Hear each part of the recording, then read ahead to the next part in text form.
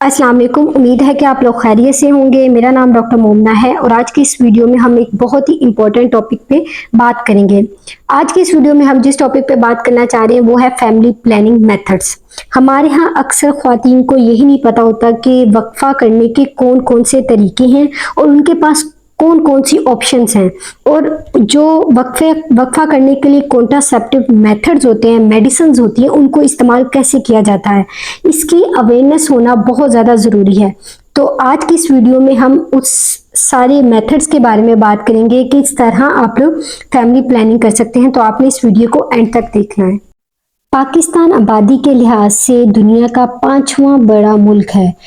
पाकिस्तान की आबादी दिन ब दिन बढ़ती जा रही है, तो इसलिए ये बात ज़रूरी है कि लोगों के अंदर जो अवेयरनेस है फैमिली प्लानिंग से रिलेटेड वो होना बहुत ज़्यादा ज़रूरी है। अब फैमिली प्लानिंग यानी वक्फा करने के लिए कौन कौन से मेथड्स हैं, कौन कौन सी ऑप्शंस हैं और आप उसको कैसे इस्तेमाल कर सकते हैं। मोस्टली वो फीमेल्स जो प्रेग्नेंट होती हैं तो ड्यूरिंग प्रेगनेंसी डॉक्टर उनको साथ साथ गाइड करते रहते हैं कि आपने इस बच्चे की डिलीवरी के बाद कॉन्ट्रासेप्टिव मेथड को किस तरह यूज़ करना है और आपके पास कौन कौन सी ऑप्शंस हैं। और बहुत से लोग कुछ ऐसे भी होते हैं कि वो खुद इस बात को जानना चाह रहे होते हैं कि वो फैमिली प्लानिंग किस तरह कर सकते हैं और वो कौन कौन से मेथड यूज़ कर सकते हैं। हमारी जो गाइडेंस होती है बेसिकली उसका फोकस इस पे होता है कि आगे उन्होंने बच्चे करने हैं या फिर ऑलरेडी उनके इतने बच्चे हैं कि उनको आगे फर्दर फर्टिलिटी की ज़रूरत नहीं है। अब इस बात को लेके इस फोकस के पॉइंट ऑफ व्यू से हम चीज़ों को दो पे डिवाइड करते हैं। एक वो मेथड होता है जो इरिवर्सिबल होता है, यानी जिनको करने से, जिन मेथड्स के यूज़ करने से आगे फर्दर फर्टिलिटी नहीं होती।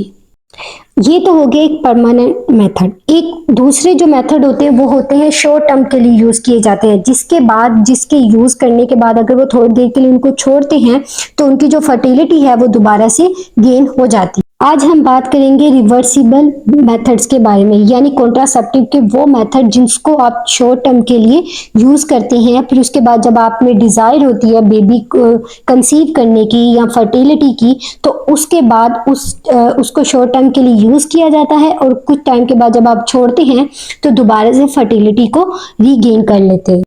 अब रिवर्सिबल कॉन्ट्रासेप्टिव मेथड में सबसे पहले हमारे पास आ जाता है बैरियर मेथड, जिसमें कॉन्डम का इस्तेमाल किया जाता है जो कि मेल डिपेंडेंट होता है। अब यही वजह है कि इस पे मोस्टली पेशेंट कंप्लाइंट नहीं होते और उनके फेलियर का जो रेट होता है वो फेलियर की रेशो ज़्यादा होती है और पेशेंट अक्सर अनप्लान्ड प्रेगनेंसी के साथ अपने डॉक्टर के पास जाते हैं। इस मेथड का, इस बैरियर मेथड का जो फेलियर रेट है वो बहुत ज़्यादा है। मोस्टली लोग इस पे नॉन कंप्लाइंट होने की वजह से प्रेगनेंसी, अनप्लान्ड प्रेगनेंसी को कंसीव कर जाते हैं। ये तो था मेल डिपेंडेंट। अब जो फीमेल डिपेंडेंट होता है, फीमेल में जो यूज किया जाता है उसमें जो मोस्टली जो कॉमनली यूज किया जाता है वो होती है पिल्स, जिसे बोलते हैं कंबाइंड ओरल कॉन्ट्रासेप्टिव पिल्स, यानी इसको सीओसीपी भी कहा जाता है। अब इसका जो एक पत्ता होता है उसके अंदर 28 टैबलेट्स होती हैं। जहां पे इसका एरो का निशान लगा होता है वहां से टैबलेट को स्टार्ट करना होता है। ये जो सीओसीपी की टैबलेट का पत्ता होता है इसमें आपने देखा होगा कि एक ब्राउन टैबलेट की लाइन होती है, ठीक है। 28 ऊपर 28 टैबलेट्स होती है, नीचे एक ब्राउन टैबलेट्स की एक पूरी एक रो होती है, ठीक है। इस मेडिसिन को आप अपने डॉक्टर से कंसल्ट करने के बाद यूज कर सकते हैं, क्योंकि इसमें कुछ लोग होते हैं जिनको ये मेडिसिन दी जाती है और कुछ को नहीं। खास तौर पे जब आप अपने डॉक्टर पास जाते हैं, डॉक्टर आपसे ये हिस्ट्री जरूर लेते हैं कि आप ब्रेस्ट फीड पे हैं कि नहीं, आप ब्रेस्ट फीड करवा रही हैं कि नहीं, क्योंकि मोस्टली ये मेडिसिन उन पेशेंट्स को नहीं दी जाती जो ब्रेस्ट फीड पे होती हैं।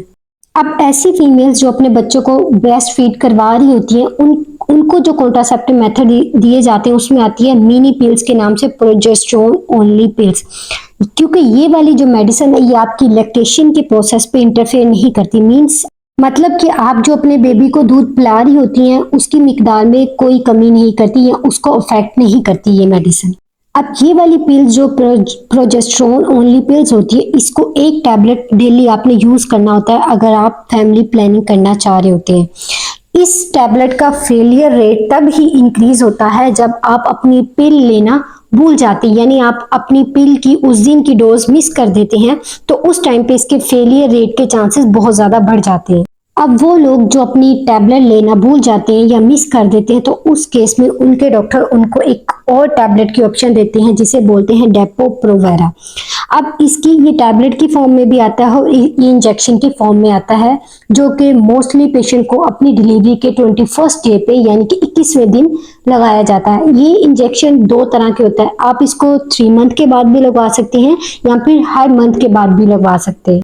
अब आप इन दो इंजेक्शन में से जो भी इंजेक्शन सेलेक्ट करते हैं तो फिर उसके अकॉर्डिंग जो आपकी नेक्स्ट इंजेक्शन की डेट होती है वो आपके डॉक्टर आपको बता देते हैं।